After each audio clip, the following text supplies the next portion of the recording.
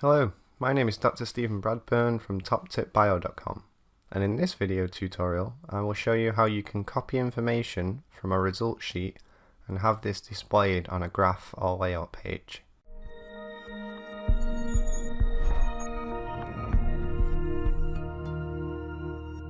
So displaying a table of results on a graph is useful when you want to report descriptive statistics or results of statistical tests alongside a graph.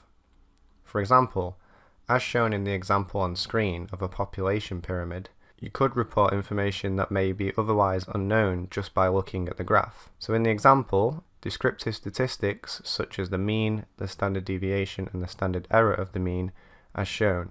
And in this tutorial I will show you how I inserted this table of results next to this graph. So let's go into Prism and begin the video tutorial. So for this tutorial I'm just going to use a graph that's available inside the graph portfolio. I'm going to scroll down until I see population pyramid. I'm going to click the open button. I'm just going to minimize the note. So this is a population pyramid.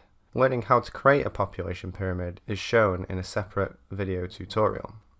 But for the purposes of this tutorial, I'm going to use this graph as a basis to insert a table of results next to the graph.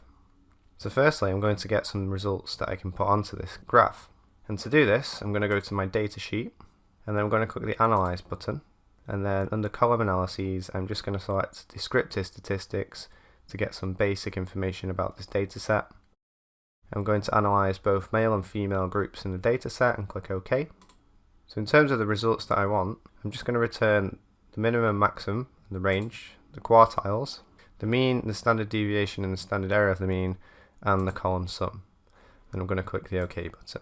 So now a new result sheet has been entered, and it reports descriptive statistics that we asked for our data set for males and females.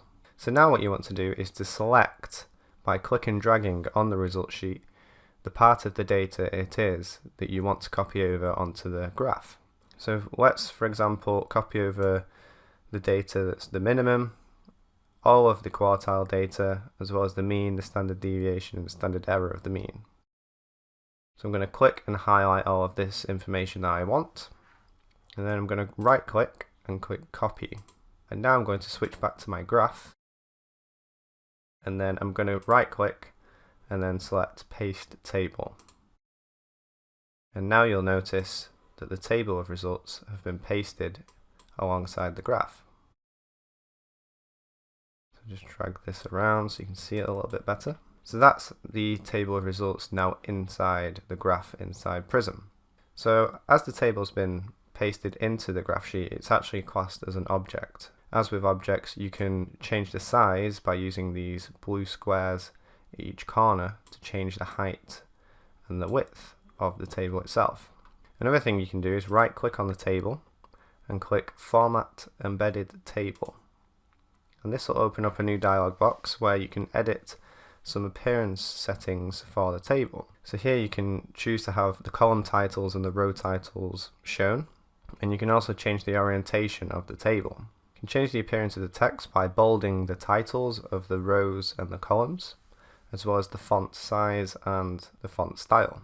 Underneath, under line and color appearance, this is where you can change the appearance of the lines and grid lines or apply a fill color to the table. So in my example, I'm going to change the border from 1 to none. And then I'm also going to change the grid lines from half to none. And then click OK. So now we've removed the grid lines from the table. If you right click on the table again and click Format Table, there are further appearance settings that you can tweak, such as changing the fill color and the border thickness and size. Another useful thing that you can do if you want to change the appearance is simply just right click, and then you can scroll over border color, border thickness and border style to quickly change the border aspects. And obviously the border is the lines that are presented outside the table itself. So I'm going to change the border thickness to be none. So now there is no border in the table.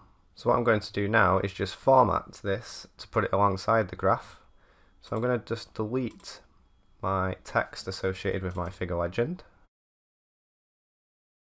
And then I'm going to move the table alongside make it the same height.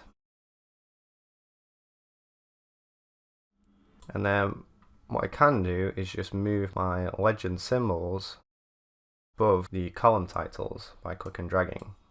And this is to tell the reader what colour on the graph corresponds to which sex in this example. So we have blue bars which represent the female group and the red bars which indicate the male group. So there's our table of results presented alongside our graph. Another useful thing about the table of results that's presented alongside graphs is that the data contained within them is connected to the datasheet and the result sheet. So this means any changes that are made to the datasheet, for example adding new values or removing values, this will be reflected in the table of results on this graph.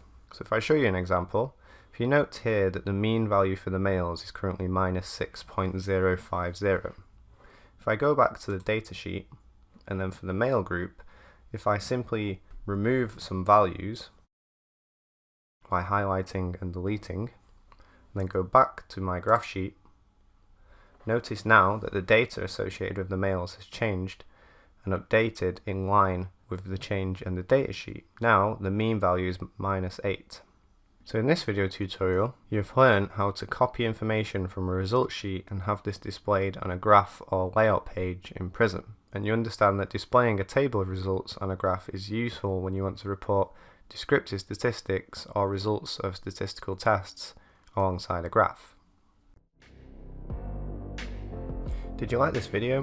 Be sure to give it a like or leave a comment. And don't forget to subscribe to be notified when a new video is added.